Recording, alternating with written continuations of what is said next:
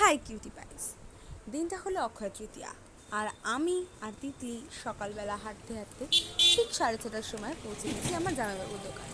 প্রত্যেক বছর আমি তিতলি কিট্টু থাকি, কিন্তু এবছর কিট্টু কোনো কারণে আসতে পারিনি, তাই আমরা দুজনে ওকে ভীষণ মিস করছিলাম। তো যাই হোক, সকালবেলা আমি আর তিতলি হাঁটতে হাঁটতে এবং হাতে বেলপাতা নিয়ে পৌঁছে গেছিলাম আমার জামাইবাবুর দোকানে। প্রত্যেক বছর জামাইবাবু অক্ষয় তৃতীয়ার দিন এবং বিশ্বকর্মা পুজোর দিন পুজো করে এবং আমরা সেখানে জোগাড় যন্ত্র করতে যাই। গিয়ে দেখলাম যথারীতি দোকান খোলা হয়নি অত সকালবেলা। জামাইবাবু ফোন করে দিল, তারপর দোকানও খুলে দিল। গিয়ে দেখলাম মোটামুটি সব কিছু ছড়ানো রয়েছে। সব গোছানো টোছানোর পর আস্তে আস্তে পুরোহিত মশাই এলো। পুরোহিত মশাই এসে প্রথমে নারায়ণ স্নান করালেন, আর সব গোছানো দেখে খুব প্রশংসাও করলেন। নারায়ণ স্নান করাতে করাতে পুরোহিত মশাই আরও অনেক কিছু বলেছিলেন। তার মধ্যে একটা গুরুত্বপূর্ণ বিষয় হলো অক্ষয় তৃতীয়ার মাহাত্ম্য। অক্ষয় তৃতীয়ার মাহাত্ম্য কথার মধ্যে প্রথমে যে বিষয়টা আসে সেটা হলো অক্ষয় তৃতীয়ার দিন ভগবান বিষ্ণুর ষষ্ঠ অবতার অর্থাৎ শ্রী পরশুরামের জন্মদিন। এই দিন আরও একজনের জন্মতিথি, ভগীরথে। ভগীরথের নাম অনেকেই শুনেছে, আবার অনেকেই শুনিনি।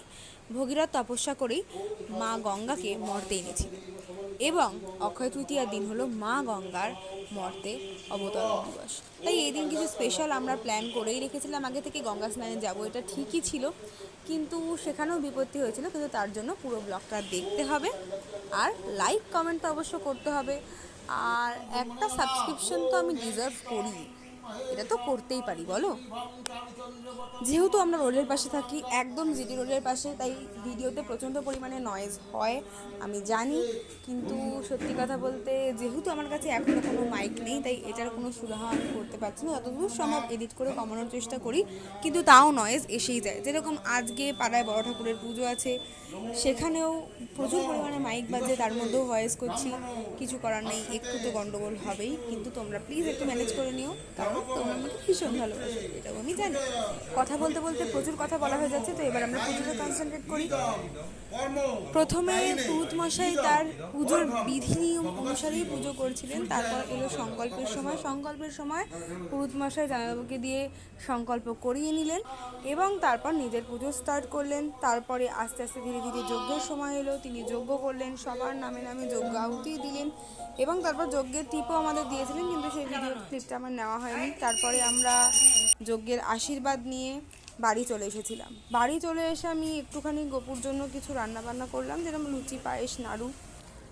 গঙ্গায় যাওয়ার প্ল্যানটা কিন্তু আমার রান্না করার আগেই ছিল। মানে আমি ঠিক করেছিলাম যে গঙ্গা থেকে স্নান টান করে এসে, গঙ্গা পুজো করে এসে তবে আমি তারপরে গোপুর জন্য রান্না করব। কিন্তু বেরোতে গিয়ে বিপত্তিটা হয়েছিল আসলে, কারণ তখন আকাশ প্রচণ্ড পরিমাণে মেঘলা করে এসেছিল, আর তাই আমাকে তখনই রান্নাটা করতে হয়। বৃষ্টি থামার পরে আমরা গিয়েছিলাম গঙ্গায়। গঙ্গায় গিয়ে যথারীতিভাবে গঙ্গা পুজো করে সিঁদুর তেল দিয়ে, যেহেতু আমাদের কাঁচা আম এবার মা গঙ্গাকে দেওয়া হয়নি, তাই কাঁচা আম গাছ থেকে পেড়ে নিয়ে মাকে অর্পণ করে তারপর মায়ের জন্য একটু সন্দেশ, ফুল, এগুলো পান পাতায় করে দিয়ে আমি গঙ্গায় দিয়ে দিই।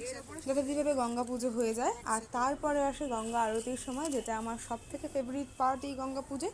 মাকে দেখেছি নীল পুজোর সময় থেকেই মা গঙ্গা পুজো করতে আমি মাকে দেখেছি, কিন্তু কখনো নিজে করা হয়নি। আর গঙ্গা পুজো যে মেয়েরাও করতে পারে আমি এটাও জানতাম না। এটা আমার ভাইয়ের থেকেই আমার শোনা যে গঙ্গা পুজো সবাই করতে পারে, তাই সেই হিসেবে আমি গঙ্গা পুজো করি অনেক দিন আগে থেকেই। অনেকবার আমার প্র্যাকটিস হয়ে গেছে করতে করতে। তো মাকে অর্পণ করে আমি তারপর আরতি করি। আরতির পার্টটা আমার সব থেকে বেশি প্রিয়, এটা আমি একটু আগেই বললাম ভিডিওতে। তা আরতি করা হয়ে যাওয়ার পর আমরা চলে আসি বাড়ি। এসে ঠাকুরকে আমি যেটুকু যা রান্না করতে পেরেছিলাম তা ঠাকুরকে অল্প অল্প করে অর্পণ করি।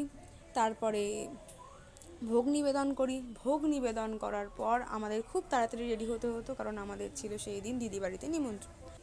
প্রত্যেক বছরই দিদি বাড়িতে অক্ষয় তৃতীয়ার দিন আমাদের নিমন্ত্রণ থাকে, কিন্তু এই বছর আমি ঠিক করেছিলাম যে আমি নিরামিষ খাবই। তাই তিতলি আর রূপ ওরা আমিষ খাবার খেয়েছিল, আর মেনুতে ছিল প্রচুর কিছু। আর তারপরে আমরা সেখান থেকে এসে আমার আরেক দিদি বাড়িতে গোপুর দর্শন করে এবার আমরা চলছি রবীন্দ্রনগর শীতলা মন্দিরের ওখানে যে রাধাকৃষ্ণ মন্দির আছে সেখানে। সেখানে অনুষ্ঠান শুরু হয়ে গেছে 30শে এপ্রিল থেকে, অর্থাৎ অক্ষয় তৃতীয়ার দিন থেকে। সেখানে গিয়ে আমরা রাধা মাধবকে দর্শন করি এবং একটুখানি আয়নায় নিজেকে দেখিনি, কারণ নিজেকে আমার খুব ভালো লাগছিল। এবার যখন আমাদের রাধা মাধবের দর্শন হয়ে যায় তারপরে আমরা বিকেলবেলা বাড়ি আসি এবং বেরিয়ে যাই হালখাতা করতে। প্রথমে যাই সোনার দোকান এনএম জুয়েলার্স, এটা আমাদের এখানে সবাই চেনে।